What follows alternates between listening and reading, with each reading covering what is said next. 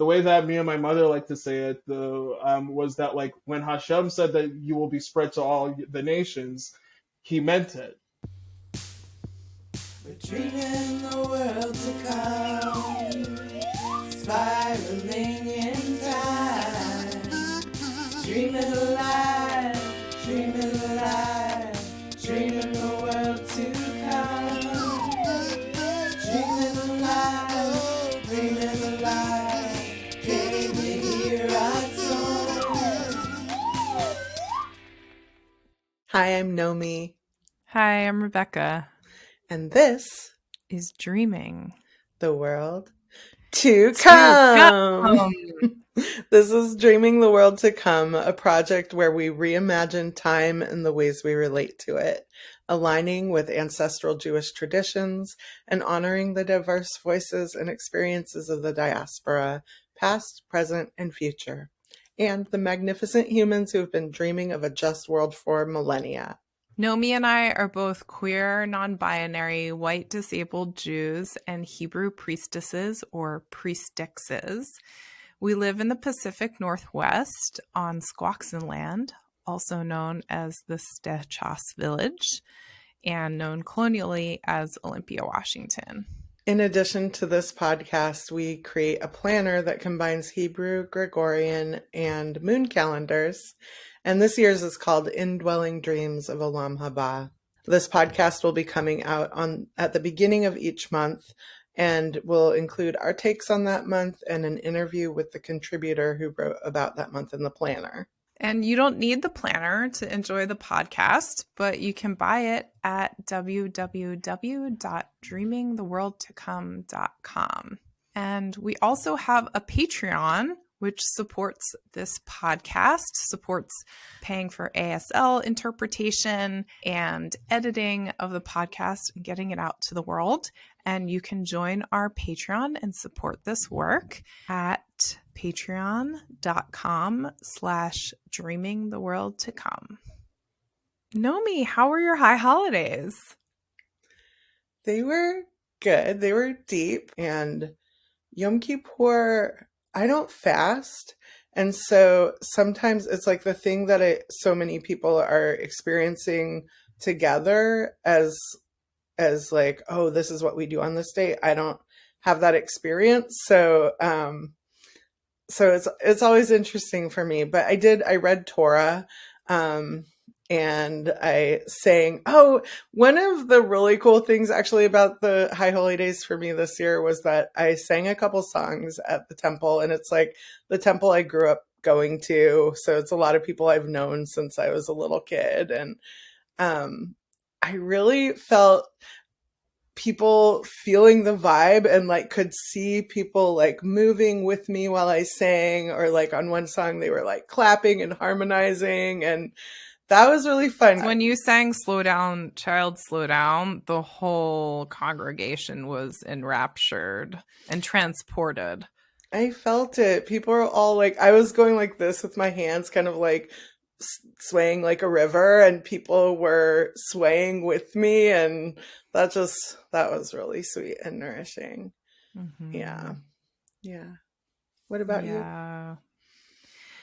Well, I think I wanted to talk about Sukkot because I was on Orcas Island this last weekend with my partner and our dog, and it was so sweet to be near the whales and watch the full moon rise over the Salish Sea.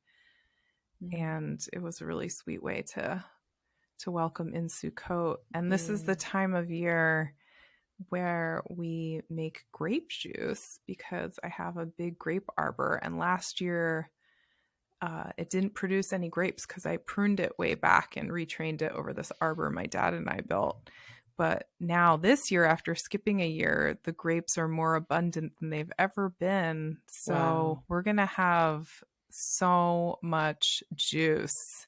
And I invited some people over and to bring glasses and fill it up. And I borrow a juicer from my friend Jean, and it's this cool mechanism where you heat up the grapes and the grape juice comes out warm.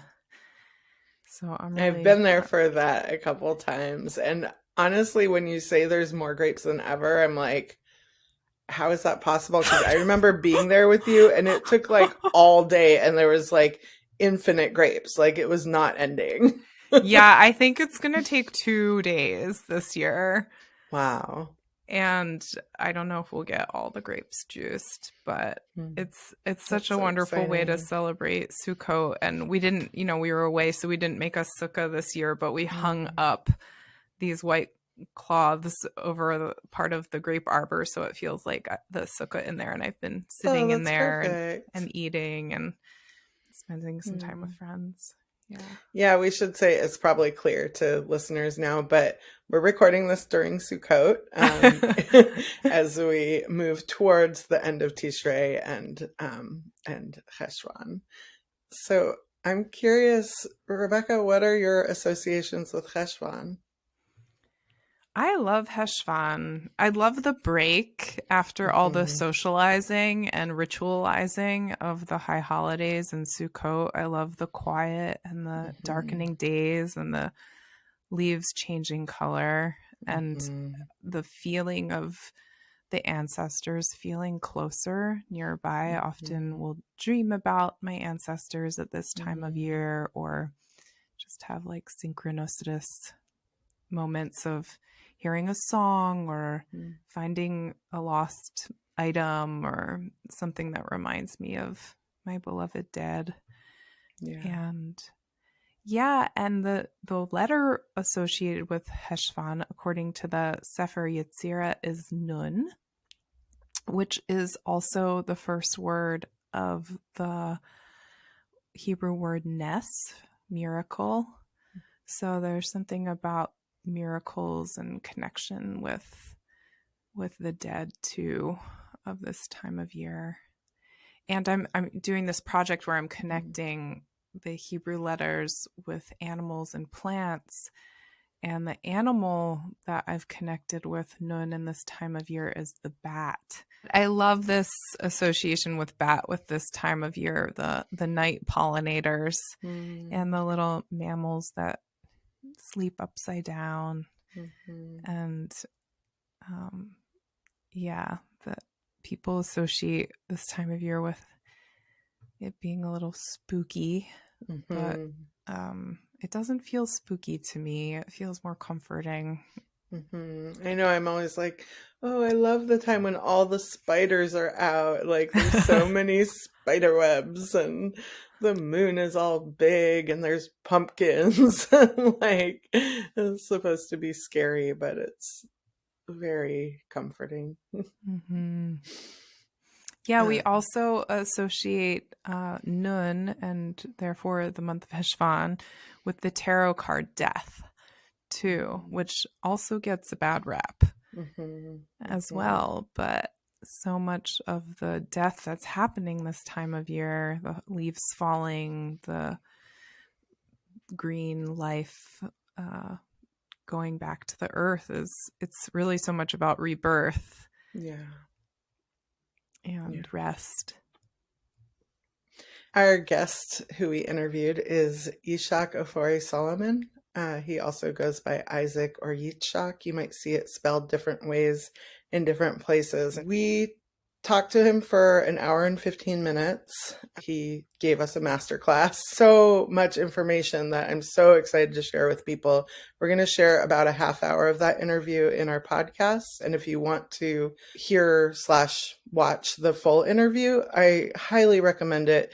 You can access it through our Patreon, or if you're a Jewish person of color and you want to hear the full interview, just send us an email at elementalactivation@gmail.com and we'll send you a link so you can hear the full interview. And something we're trying to do with this project is decentralize Ashkenazi culture, although we both have this as part of our lineage. And part of what we really care about, and we've spent a lot of our adult lives doing, is seeking out knowledge and other ways of expressing our Judaism, including through the queer community and including, a lot of what is called Ashkenazi normativity is actually really things associated with Israel and Zionism, and that we've both sought out practices from Ashkenazi culture that have also been invisibilized through this normalizing of a dominant Zionist culture, which people call Ashkenazi normativity. Yeah, I mean, I keep saying this in our conversations, but I feel like in some ways, what he shares is paradigm shifting for me in terms of even just what does it mean to be called a Jew? And is that even the right term for who we are? What are the threads, like these links that go way back to certain texts, certain practices, but that have been like carried on and carried on and carried on through so many generations, and that we wrestle with God, wrestle with our relationship to our own humanity and others' humanity, and those being the things that we really want to honor and nurture and hold up and follow, as opposed to some kind of like monolithic practice or identity. Well, with that, we're going to share this incredible scholar interview with you. I hope you enjoy it. Dreaming alive, dreaming the world to come. Hello, welcome, Yishaq. We're so excited to be talking to you today. We are going to be interviewing Yishaq Ofori-Solomon, who is an educator, student, writer, and journalist who's a Black African, Beta Yisraelim and Musta'arabi queer Jew. They spend much of their time building communities based on solidarity. And in our planner, he shares much that is dear to him as a child of intersecting and rich Black, African, and Jewish diaspora experiences. And we'll have some links in the show notes so that you can learn more about Yishaq's work. Welcome. Thank you. Well, Yishaq, we love your contribution to this year's planner. I was so inspired to make art about your writing. It's one of my favorite illustrations for the month too. So thank you so much for that. We've also been so inspired by your writing out in the world and your commentary and introspection about intersections of Judaism and racism, and calling in the community towards learning more about Ashkenazi normativity and educating ourselves more about the Ethiopian Jewish community. And so we're very grateful for your work in the world and really excited to talk to you today.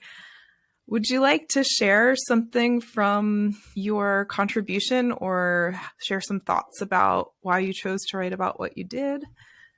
SIGD has always been an extremely significant day for me, and even outside of that, so much of the time people feel like Cheshvan has absolutely no holidays, and I feel like it's important to just at least sprinkle a holiday in there. So it's a mixture of it being a very significant day for me, but as well as in relation to things like the tarot, I do feel a connection to the card that presents itself in relation to change and growth.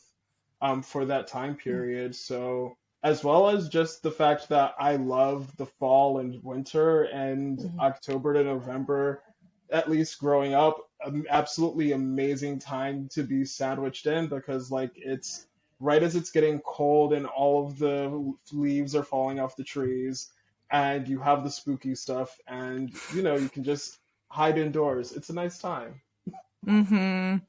Yeah, and the veil is so thin with the changing seasons and the welcoming of night that it seems like SIGD as a holiday seems well placed there, as well as any celebration of the Torah is really celebration of our ancestors and those who have come before. Entirely. And the reality of SIGD being such a specific celebration of our ancestors, it being a celebration of one of the most significant commitments that anyone who's come to be part of our people have made at some point, like especially as a Jew of color and especially with a lot of the people who I make Jewish community with, including converts, and a lot of them including people from interfaith communities and backgrounds. I feel like it's so important that SIGD is the holiday that really sits there and says, you know how when you come into our community, we say that it's a situation where you were there at Sinai with us? I feel like it's such a beautiful holiday because it's literally being there at Sinai to me. I'm happy that the Qasim have opened it up to the rest of the community because I feel like it holds so much power for so many Jews of so many different backgrounds, and it's in the middle of an extremely major transformative season.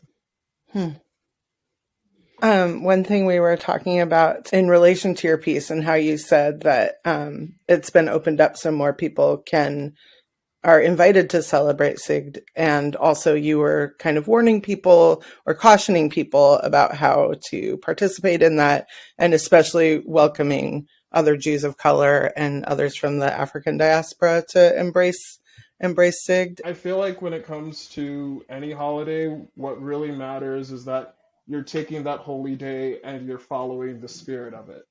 Take it and see what it can mean for you, and take care while you're doing that.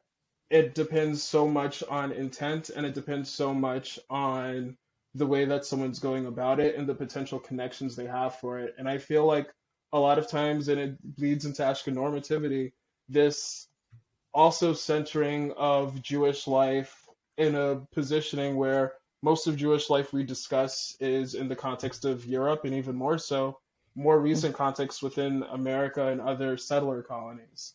So I feel like there's also an importance for Jews of color, especially, but honestly for people who also just happen to come from places, arguably, where like they just would have historically been of a different minhag. Like I feel like it's important for people to have those spaces and those abilities to connect. Like just as I invite Black people and Africans, whether they be Jewish or whether they're a member of the diaspora who would like to come and do something Jewish with Jewish folks, I feel like it's such an important ability for people to be able to experience something that is not just Jewish, but it's Jewish and it originates in a place where we don't really get to hold the way that we get to hold other places when it comes to the geography of the Jewish people.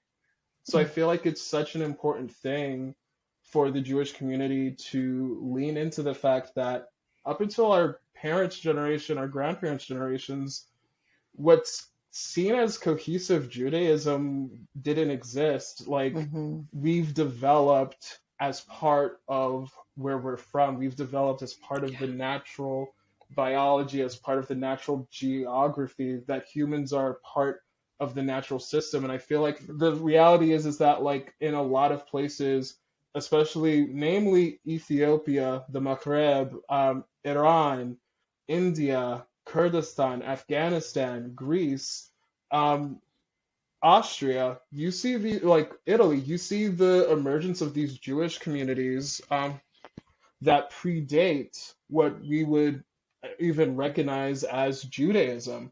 And some of those communities, like for example, like the Ethiopian community, we kept our pre-rabbinic, even though we have had a lot of development since then. That's another thing. No one's static. The religion that is practiced today is entirely different than the way it was practiced a century ago. It's frankly different than the way it was practiced 50 years ago. These are communities that, like, by all means, you cannot make it seem as if like they did not also influence the non-Jewish communities in those regions. Your ancestors were here and you were just as part of this place being what it is as they were. And I feel like there's such an importance to claiming it. And one interesting thing that I got to learn recently was like whenever a town used to be, like whenever a community would almost be wiped out, the celebration of that survival would be called a Purim. So I got to know this person who, beautiful, right? Like, and you have like Purims of Prague, Purims of Tehran, like all over the world, just as a celebration Wow. of life. Like the fact that, like, yeah, it's a situated holiday, but like acknowledging that, like, just like in our recitation of it, like there's this reality of like every generation there will be a Mm-hmm. situation, and you will either rise to the occasion or you'll rise to the occasion, because Wow, I love that. it's I beautiful. love that that I never heard that before. And it's so beautiful the way people's always are relating back to these ancient stories to celebrate other stories of resistance and survival, and that they get celebrated in this really amazing holiday where you're not supposed to like know the difference between right and wrong, and you are dancing and performing. And that's so beautiful to think about, like Purim spiels being the stories of many stories of resistance, not just the original Purim story. It adds so much more depth to tradition, honestly. Even under duress, we evolve. And it shows that that evolution invariably doesn't just affect our communities, but it ends up affecting the communities around us, and it helps better paint a picture of what this world is and who we are. Sometimes I think of Judaism in a way almost like playground rhymes, where it's like you learn the version that is popular on your playground, and then other people have learned the same song, but it has like certain words that are different, or certain, and when I read Torah and teach trope to people, I think about like, I learned from two specific Ashkenazi rabbis, and what I do is a combination of what they both taught me. Judaism all over the world is like both rooted in this text that is common, has a common language and common stories, but then travels through so many bodies and so many other languages and so many other ways of knowing. And I love that so much. And when I have opportunity to hear other types of trope, it's like I can hear all the voices that came through that, and just felt really Well, and good. it's just unfortunate that because of Ashkenazi normativity, we've lost so many. I mean, many cultures have held on to it, but that there's this like broad, really related to Israel so much connection with Ashkenazi normativity, and that it's just missing so much culture and so much beauty of Jews. And the worst part is that it was done intentionally.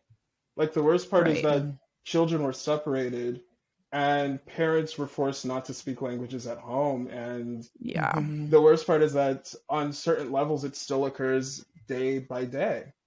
Like, the realities of, like, the fact that thankfully we have Yiddish programs, but try to find a Ladino program, try to find Judeo-Arabic, Judeo-Neo-Aramaic, Judeo-Malayama. I can go on. I work with a few Jewish language recovery groups, but I've been grateful to be able to, I want to plug them. Oxford School of Rare Jewish Languages, every so often, they hold classes and they'll teach you anything from classic Yiddish to Judeo-Arabic to Judeo-Neo-Aramaic, and they have like 2-3 different Judeo-Arabic dialects, and they have a lot of resources. And there's been such a significant loss, and it's so much in relation to Israel, it's so much in relation to Zionism.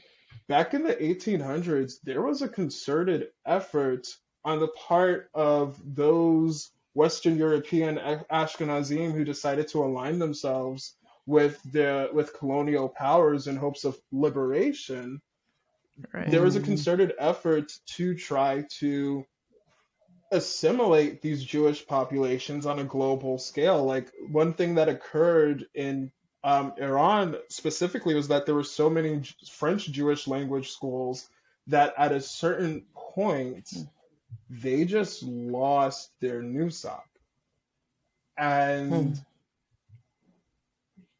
There's also a situation where similar happened in Ethiopia over the course of since the 1850s. You have this combination of German and French Ashkenazim saying they want to help the community, but a lot of times this help looks like enforcing standard Hebrew.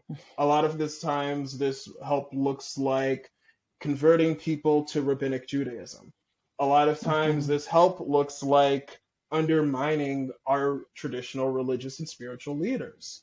And this is not just a situation that is faced by the Ethiopian community, it's faced by other African and Asian Jewish communities. It's faced by a large amount of Swana Jews. And then also you have groups like the Karaites, who these are non-rabbinic Jewish groups that, like, even still, the question of Jewish, that ends up leading to other questions, because in relation to Karaites and rabbinic Jews have historically been at each other's throats. And it's a situation where, like, the state's gone as far as to say that it's a Jewish state and Karaites are not considered Jews and therefore have inferior rights. Like, that was straight up printed in Haaretz, like, back in 2008. And wow, it's not that long ago. Yeah, no, like, the same types of people are. The rabbinate is still full of, like, dangerous individuals, like, extremely scary people. And it's a situation where, like, there's such this co-option of Jewish diversity. There's such this co-option of the fact that the way that me and my mother like to say it, was that, like, when Hashem said that you will be spread to all the nations, he meant it. But yeah, but some people don't want to celebrate that or accept that, and even go to, like, I love how you framed that as the assimilation of Eastern European Jews assimilating to colonialism. Yeah, because that's exactly what the it was. assimilation. One thing I've been thinking about is, like, Am Yisrael, like, that as a larger identity. I think one thing for our people has always been the fact that we exist in this modern day because we change, we challenge, we question. One huge thing that I've always loved about being a Jew is, like, our story that defines us is that we wrestle with God. It's beautiful to follow God, it's beautiful to submit to God, but we wrestle God. Every day that we wake up, we get to define what our tradition means to us. And through that, we will be defining what it means to so many other people. I grew up learning about Judaism from my family. I grew up learning from my grandfather in particular. It's really such a recent, like, thing that really was introduced through Ashkenazi communities, of this idea that, like, oh, the rabbi teaches you.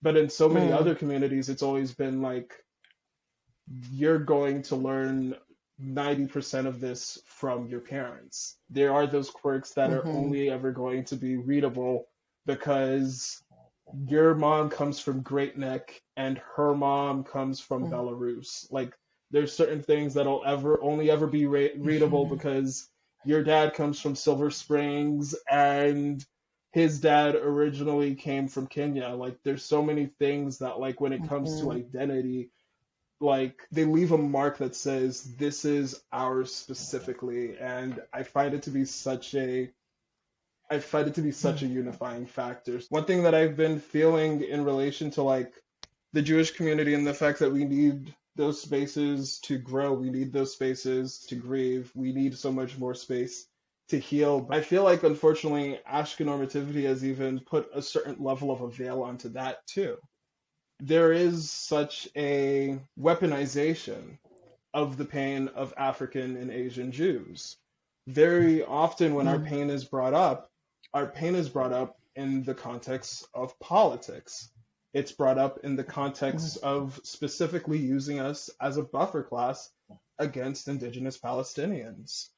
We're not fully being allowed the ability to engage with those pains. Even the Jewish pains that we actually do talk about, we mention the Inquisition and we treat it like a footnote when it's like, it's changed the face of the Jewish community on a planetary level in a way that will never occur again. Like, there's potentially 60 million people in Latin America right now with Sephardi Jewish lineage. because of just how widespread B'nai Anusim, Conversos, and just like small Sephardi communities, all three of these very distinct and diverse traditions that were directly affected, some of which were birthed out of the violence of the Inquisition. Very often, Jewish trauma is used as a shield in our communities at times. We use it to get out of confronting things about ourselves and about the rest of our community that we really need to call out directly. There's also the very big elephant in the room of it being used to silence the violence committed against Palestinians. There's this huge elephant in the room, and people try to treat the modern colony as if it was the way of being able to make up for the Holocaust. And for one, it wasn't. It was planned to be an explicitly, it's an explicit settler colony, just as explicit as America, just as explicit as New Zealand, Australia, South Africa. Even today, we are living in this reality where people use Jewish trauma to silence the reality of Palestinian deaths. There's this very awkward space of the fact that there's too many people in our community who are not willing to go past their trauma. So much of Jewish community has been defined by trauma. And so many people feel comfortable only wading into their Jewishness as much as they wade into trauma. And I feel like there's such a danger to that, because with that right there stands the basis that's used to justify the violence that's being committed. Like, there's this reality of it's being committed in our name. And as long as you are not actively against that, you are inherently adding and advocating for said violence. Thank you for speaking to this, because that is a vision of the world to come that we really hold with this project, is Palestinian liberation. Honestly, there won't be a Judaism if it isn't beyond Zionism. At this point in my friend group, you're probably not a friend of mine if you haven't gotten like permanently disinvited from a synagogue, at least one, because even the most bland defense of Palestinians is treated as a threat. I'm not necessarily a Torah literalist, but I definitely believe that we cannot commit this level of evil and not think that's going to result in something. I legitimately believe that for the safety of Palestinians and for the continuation of ourselves, aligning with these destructive evil powers, ontological evil is ontological evil, and aligning with such is only going to produce evil. The one scripture that I like in particular from Pirkei Avot, the second chapter, the third paragraph of it, when they discuss how you are not supposed to trust the authorities in the land that you live, and you're not supposed to work with them because they are known for betraying people. And as Jews, we have a lot of things that we claim, and we need to start actually interacting with that. One thing I've been questioning is, what is a Jew? Who is a Jew? And what is that going to look like? The way I see it is that Beta Yisraelim, our traditions predate Judaism existing, and Judaism, by definition, it was a term created by groups of people who were not us to describe us. And it had a very specific connotation of you are either a descendant of the tribe Judah, or that you were from what at some point was known as Judea, now Palestine. The way that I see it, I've been having kind of an identity question, because within Ethiopia, the term Jew really didn't start becoming something that Beta Yisrael used to describe ourselves until like the last century or so. And it was something that was more so brought in by our relationship with German and French Jews. It was something that was more so brought in by the fact that this was the terminology that was used to describe the group on the communal level, on a global level. But historically, our name literally means House of Israel. Like, it describes our religion, it describes our ethnicity. So historically, the legends when it comes to how Jews arrived in Ethiopia are actually pretty similar to the ones on how they arrived in Yemen. And I feel like that goes more to show how, like, in diaspora, we are a part of our local geography. It goes to show that we're not always Mm-hmm. distinct, we're not always separate. It's not always a situation where we're afraid of each other or we're at odds, which I feel like is so often the only story that's told in relation to like pre-modern Jewish life. And I feel like that's something that's so Yeah. dogmatic and so important for us to get past, because it's gotten to the point where even rabbinic Ashkenazi minhag has become so tense within itself. And then you end up seeing how that Mm-hmm. tension looks at like when you go and look at a different sect. And then you see that tension when it's a Mm-hmm. situation of you see it and you look at it from the perspective of, well, what about these groups that historically have not identified as Jewish?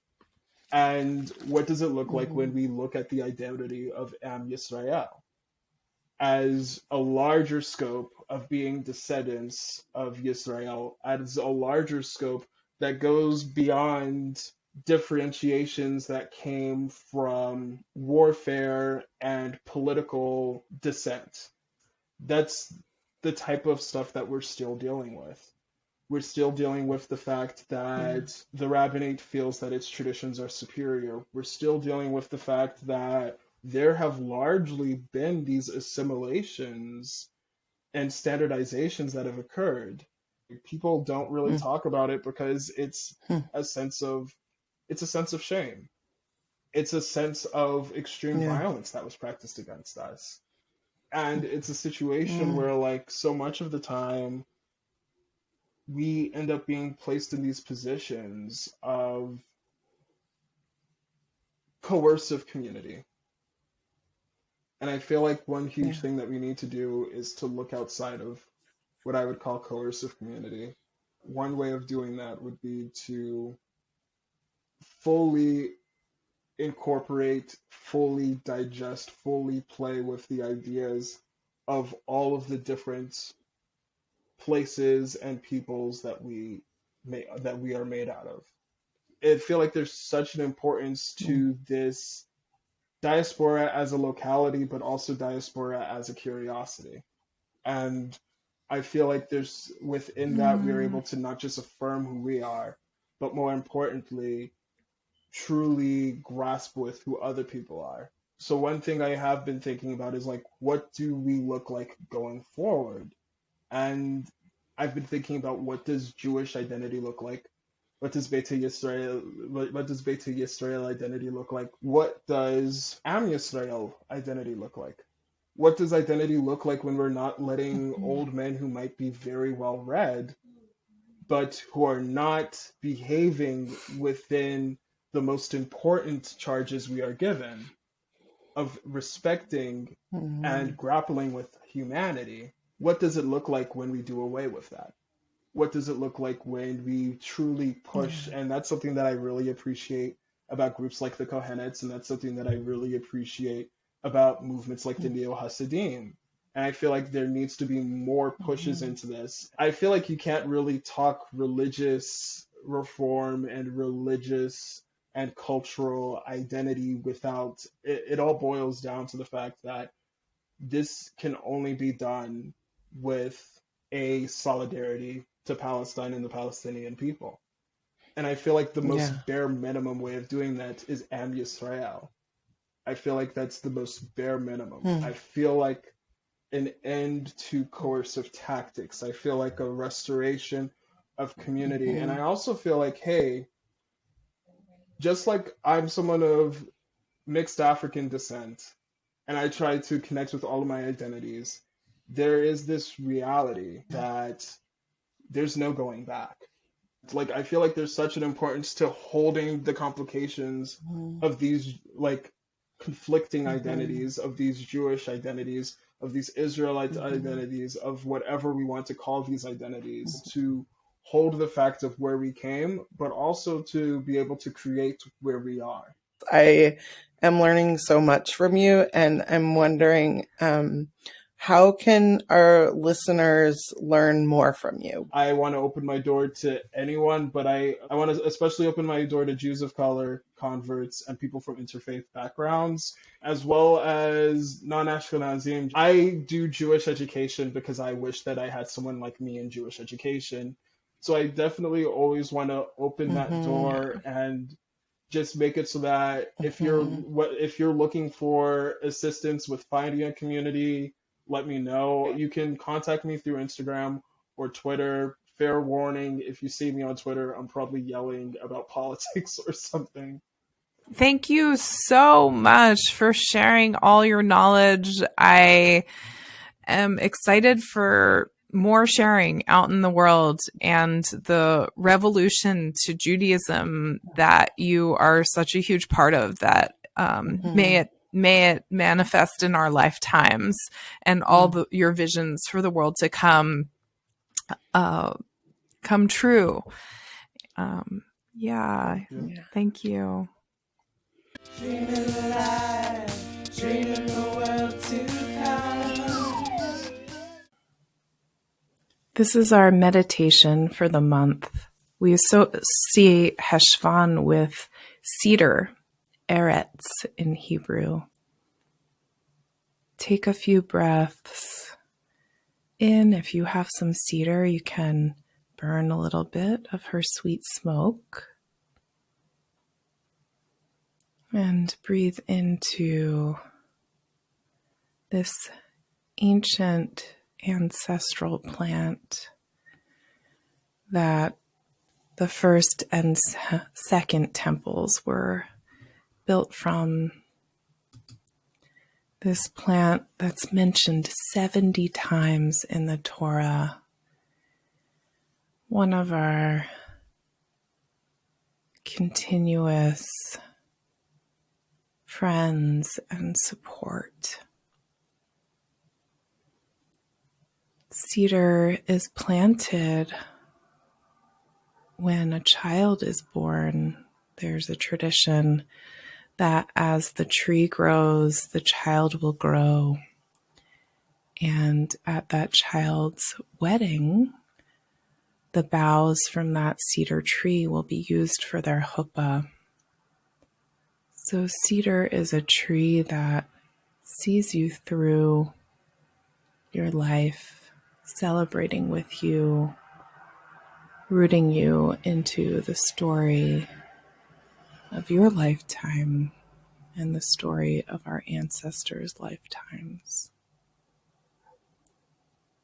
So feel your body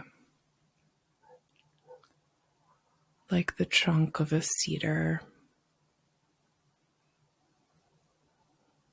Feel the stability. Feel the branches and fronds, the home of many birds and animals. And feel the strength of your own body, like a tree, like a pole,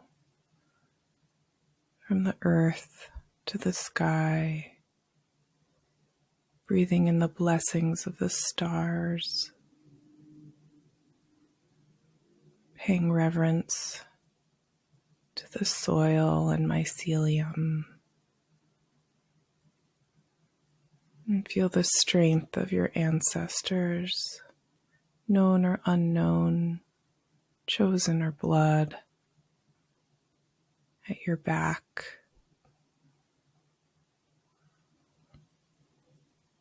Thank you, cedar.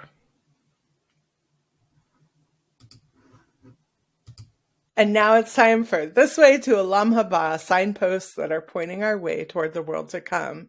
And these are projects that are working toward building the future that we want to live in the present. And this month we want to highlight the Jewish Reconstructionist movement's adoption of a draft resolution towards supporting reparations. And we just submitted a proposal to the board of the local synagogue, which is affiliated Reconstructionist, to create a task force on reparations. And our big project that we are hoping to do and planning to do is to raise the money and also just provide the infrastructure to provide safe, secure, long-term stable housing for a local Black family who's been very seriously impacted by white supremacy. So we're excited. We know the resources are there to be redistributed. They just bought a parking lot for $1 million. So we know there's money there and we can fulfill this vision. Yeah. And so we'll keep you all updated throughout the year of what happens. And we have a couple other announcements. Thank you to everyone in advance who has been supporting our Patreon. We really, really appreciate it. We have enough patrons now to pay our contributors for their interviews for the month. And we're hoping to get some more patrons to support paying for ASL interpretation. Hopefully, we'll mostly be able to have deaf ASL interpreters for our podcast and also to pay our editor. And shout out to Jay and Amy who have done editing. Shout out to Jennifer and Aaron for their interpretation. And yeah, thanks everyone. And you can support us at any level, $1, $5, $9, and you get the long extended contributor interview. And if you liked what Yishaq said, there is so much more up on Patreon, and it's yours to listen to and enjoy. Yeah. There's so much there. It's amazing. And we still have planners, and they're on mega sale. What's the code for the 20% off sale, Nomi? The code is all caps DREAMING, DREAMING. So head over to dreamingtheworldtocome.com and get your planner or buy one for a friend if you have somebody in mind.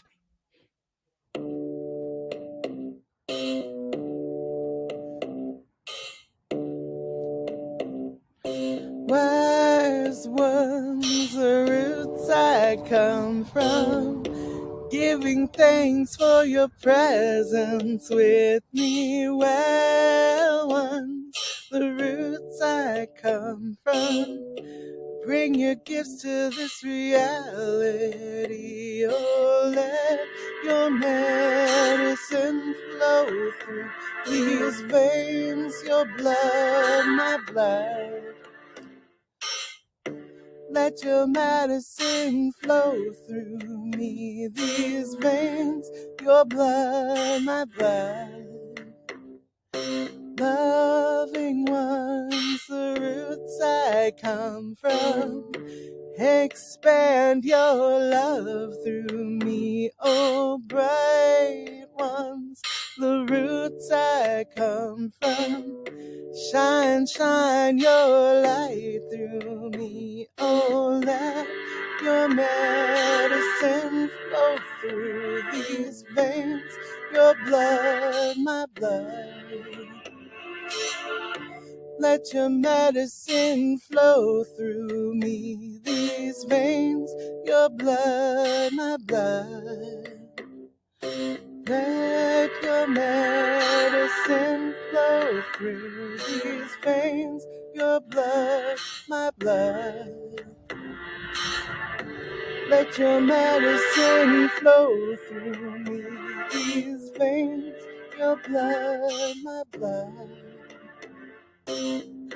Let your medicine flow through me, these veins, your blood, my blood.